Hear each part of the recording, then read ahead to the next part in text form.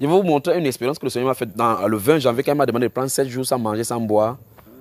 Oui, donc j'ai pris 7 jours sans manger, sans boire. Il était couché parce qu'il devait faire quelque chose que je vais vous annoncer plus tard. Il a dit qu'il faut que moi-même j'avale d'abord ça. D'accord. Donc, il me suis couché là-bas, il dit, c'est toujours bien de suivre la voie du Saint-Esprit. Ne prescrivez pas les jeunes ne prescrivez pas les jeunes aux gens à tort et à travers. Parce que les jeunes qui ne sont pas guidés par le Saint-Esprit conduisent à la religion. Et ça va toujours amener des frustrations. Et quand le jeûne amène la frustration, ça fait que plus tard, tu ne peux plus prendre un engagement pour jeûner. Mais quand ça vient par la joie du Saint-Esprit, tu jeûnes avec aisance. D'accord, frère? Donc il m'a fait 7 jours. Je suis couché là-bas sur la natte pendant 7 jours. 1, 2, 3, 4, 5. Ma femme elle est venue me voir pour dire, chérie, ça va? Il dit, ça va très bien. L'une des grandes révélations qu'il m'a montré durant ces jeûnes-là, c'est que durant le moment des jeûnes, je ne savais plus que la nourriture existait. C'est quand même une révolution, c'était une révolution pour moi. Parce qu'en fin de compte, avant d'aller dans le jeûne, il m'a fait de lire le moment où il a jeûné quand il était sur la terre pendant 40 jours. Il a indiqué une histoire là-bas. Quand le diable est venu, il a présenté quoi pour manger? Les maçons, les pierres. Il a le pouvoir pour transporter, il a le pouvoir pour transformer ça en pain, effectivement. Il en a le pouvoir. Le Saint-Esprit veut nous faire comprendre là-bas que le moment de jeûne, c'est le moment où on suppresse ce qui nourrit mieux la chair. Et c'est à ces choses-là que Satan commence à venir le tenter avec cela.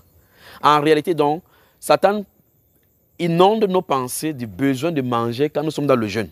Pourtant, justement, le but du jeûne, c'est qu'on soustrait à manger pour pouvoir écouter une autre voix. Mais il nous ramène cette voix-là pour montrer clairement que ta chair a besoin de la nourriture. Le Saint-Esprit montre que, première chose, pour entrer dans le vrai jeûne, il faut supprimer la pensée de la nourriture. Donc pendant 7 jours, je ne savais pas comment faire un dolé, ça ne venait pas. Donc la pensée de repas ne venait pas. Pourtant, initialement, quand je jeûnais dans la jeunesse, quand je jeûne, quand je suis au deuxième jour, je commence à appeler ma femme que quand je vais sortir de jeûne, fais-moi le dolé. Et pourtant, quand on fait tout ça, après ça, il mange même pas. Vous comprenez cela? C'est quand tu jeûnes le deuxième jour, si le voisin fait frire l'œuf, c'est comme si tout l'odeur là quitte là-bas, ça vient plutôt chez toi. Je ne sais pas si vous comprenez. Quand vous imaginez l'odeur de coquille, si vous aimez plutôt le tarot, dit que vous commencez à voir, il commence à vous mettre l'image de là où vous allez manger souvent les dimanches, les tarots. Vous comprenez ça? Vous êtes défocalisé du jeûne principal, le but principal du jeûne, et vous êtes dans la nourriture. Donc j'ai fait 7 jours sans manger, sans boire, et mon corps est allé jusqu'au 8e jour, parce qu'en fin de compte, après ces jours-là, j'ai pris souvent le bol de bouillie jusqu'au 8e et 9e jour. Et après ça, maintenant, on est encore rentré. Là, maintenant, on est arrivé au début de 3 jours de jeûne à sec. Qui a introduit ce mois, j'ai encore pris. Nous voici encore maintenant. Ça fait combien de jours de jeûne à sec, frère? 13 jours de jeûne à sec. Alors donc, la chose, c'est que vous ne pensez pas au repas. Vous ne pensez pas au repas. Vous êtes en train de dire maintenant qu'on va manger, on va manger. Le matin, quand vous donnez là, quand vous allez voir la table chargée, elle est en train de vous préparer le coup d'état.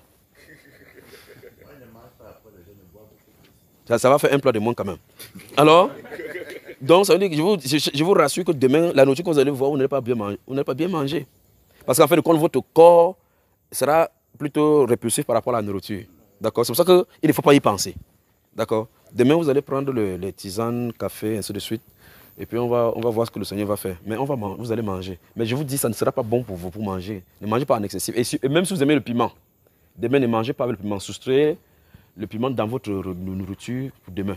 Ne mangez pas avec du piment. Mangez comme ça. On a plus besoin du thé là. Besoin de thé. Ne pensez même pas, mais il y en aura, d'accord? Que le Seigneur vous bénisse, que le Seigneur vous bénisse. Oui.